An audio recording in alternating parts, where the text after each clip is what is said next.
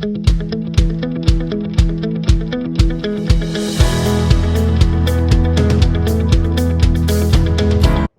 hey there, gang. It's Jim. And Christy. Jacobus with Your Marriage Matters, podcast number 137. And, gang, we got a great month ahead of us.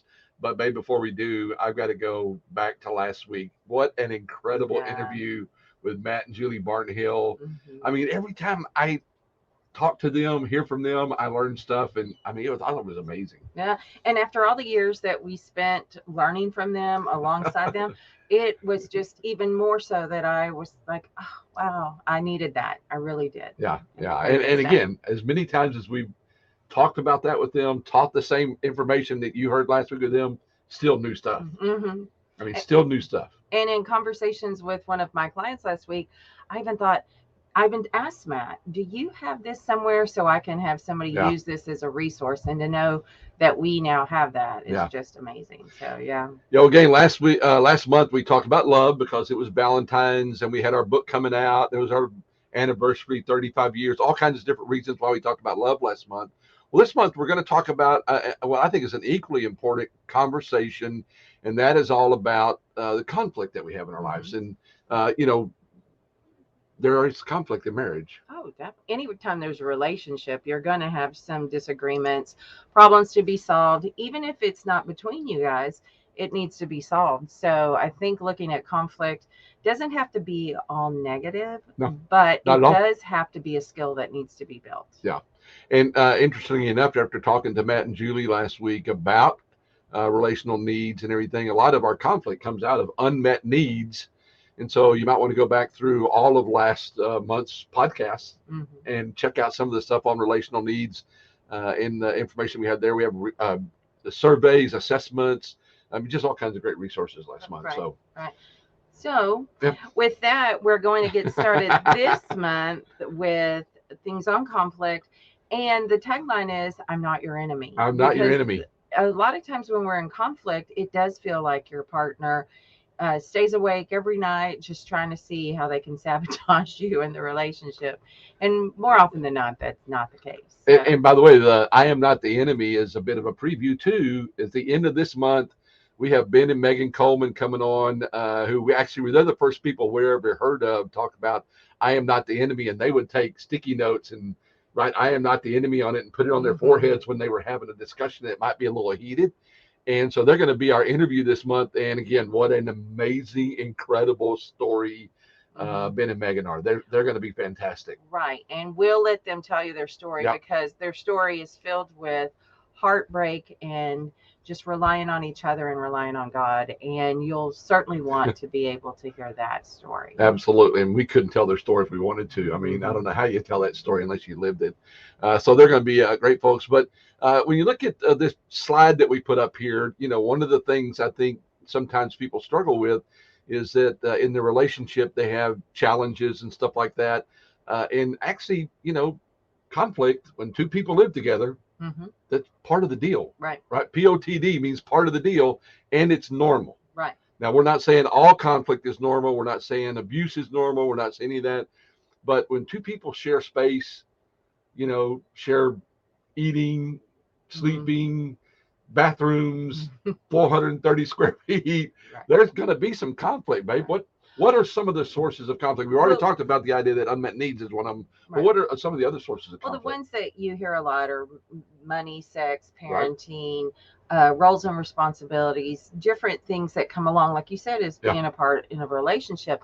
But one of the things I think that kind of goes back to relational needs is we think our other partner is going to be there to help us solve problems that might be emotional baggage or wounds or different things that we bring to the relationship because we're human and we have things in our past that our partner might be a trigger for, even though they don't realize it. So sometimes conflict arises because just who I am meets up with who you are, and I can bring up things that I don't even know, like you said, that are needs, or maybe they're emotional baggage or wounds. Many times with my clients, what I'll tell them is let's set up some rules of engagement, just like you would in any type of battle or conflict.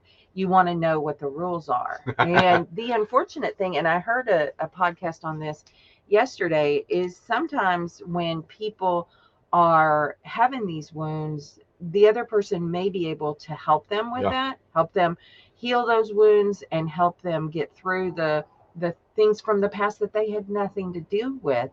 But they're going to be using, the person with the wounds might use defense mechanisms that can, to the other person, make them put up walls or defenses. So they're less likely to want to help. They kind of play off each other and create problems. Right. And that cycle and that circle can go on unless you become very aware of what your part is in the conflict. Yeah, and to me, it's kind of like that's where the "I am not the enemy" comes from. You know, when we realize that we're not in battle with each other, that sometimes we're battling just a disagreement, we're battling old wounds, old hurts, ghosts from the past. Yep. And I say, hey, look, babe, I'm here with you. All right, I am not the enemy. I'm here to solve this. Then you have the opportunity to kind of become a little bit more transparent and a little more open, and then I can be a little more tender. And I mean, that's a two-way street. We both have those. And then all of a sudden we're going, hey, wait a minute. You know what?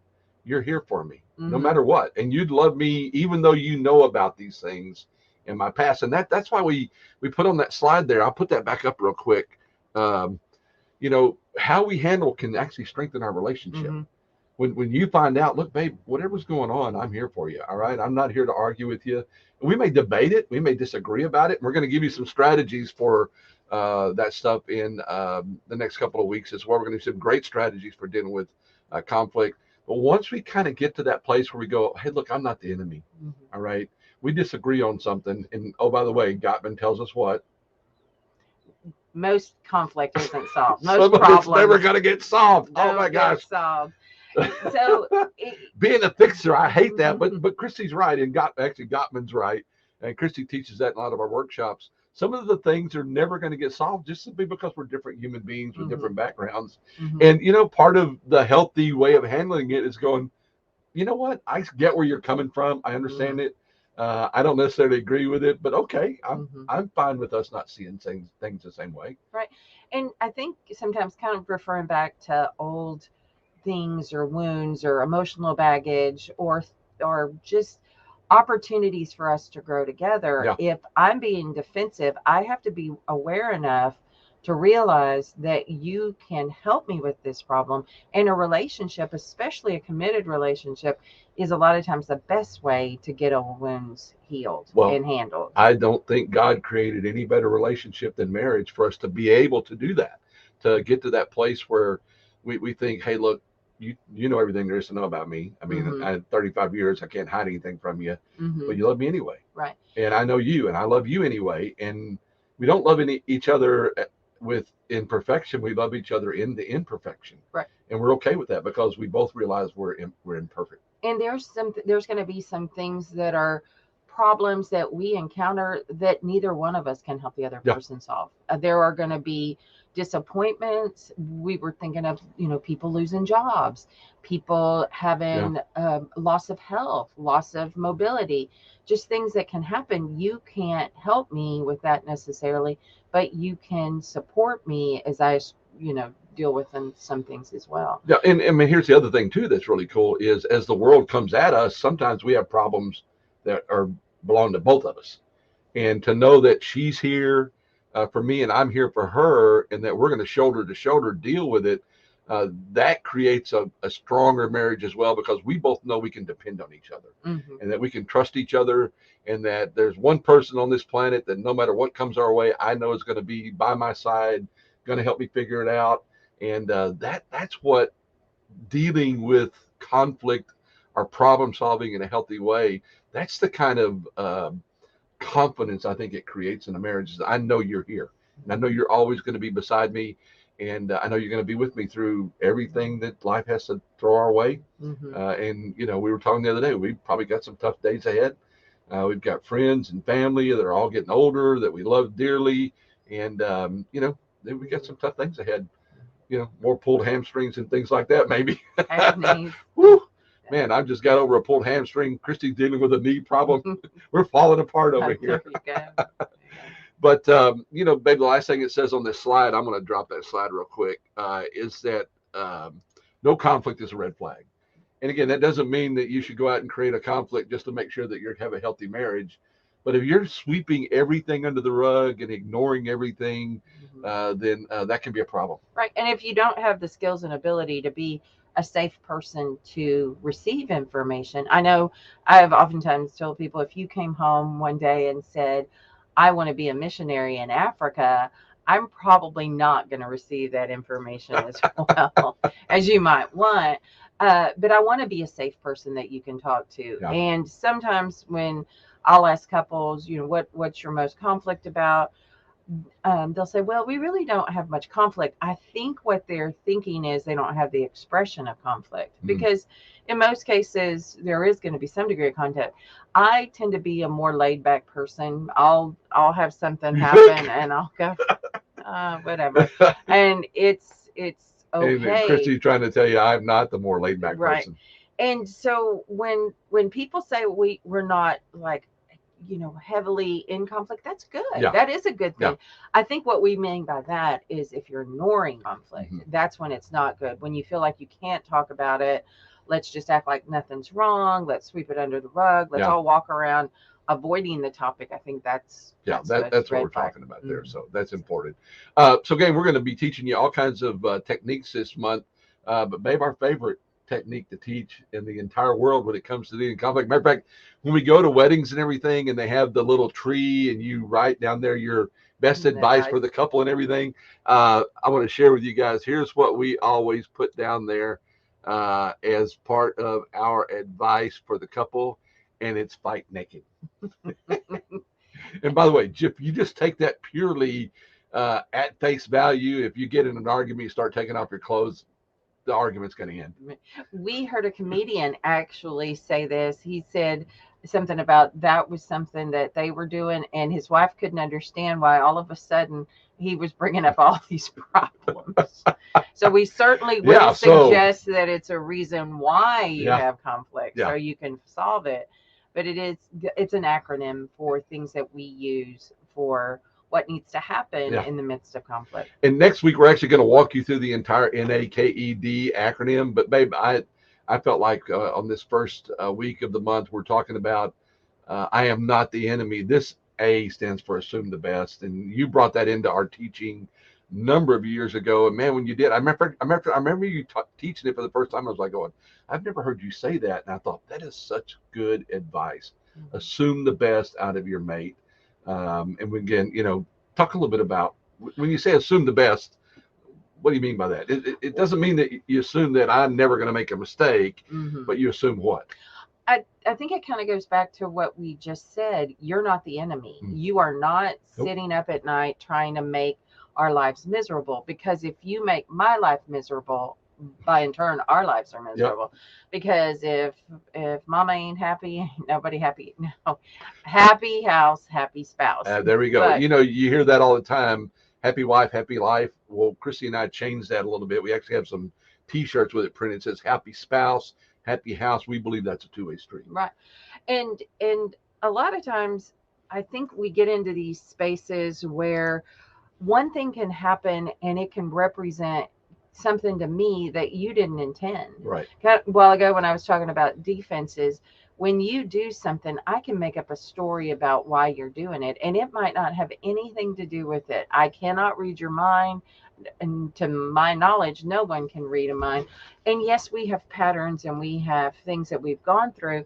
But one of the things, when I assume that you have good intentions, and I assume that you're trying the hardest you can as well too, you have your own needs, wants, and desires, and everything. And when I assume that you're doing the best you can as well, then I have a different mindset. And I'm approaching the problem, and I'm approaching you with the attitude of let's get this solved, not let me go on attack and assume the worst of you. Or assume that you're just selfish. And as you said, and I want to preface this too, there are times when things occur that I would tell people that might not be a good advice. If you can't trust the other person, or there's obvious abuse or neglect or anything like that, then please seek help. Seek help. We had just said Don't ignore problems that exist. Don't sweep things under the rug. Don't say, well, they said assume the best. Assume the best if the situation is one that is trustworthy. Yeah, and by assuming the best, we completely change the landscape or the foundation for how we come at problems. Or if you feel like I'm doing my best, but I make a mistake, and I assume you're doing your best and you make a mistake, well, both of us go, man, we both make mistakes. So I'd kind of like to extend the same grace to you. I want you to extend to me when I make a mistake. And if I believe you're doing your best and you believe I'm doing my best, then we go, okay, how can I help you?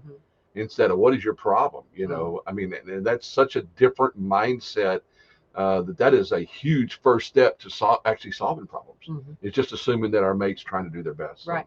And that together we can hopefully try and navigate the tough waters and not just kind of say, well, assume the best.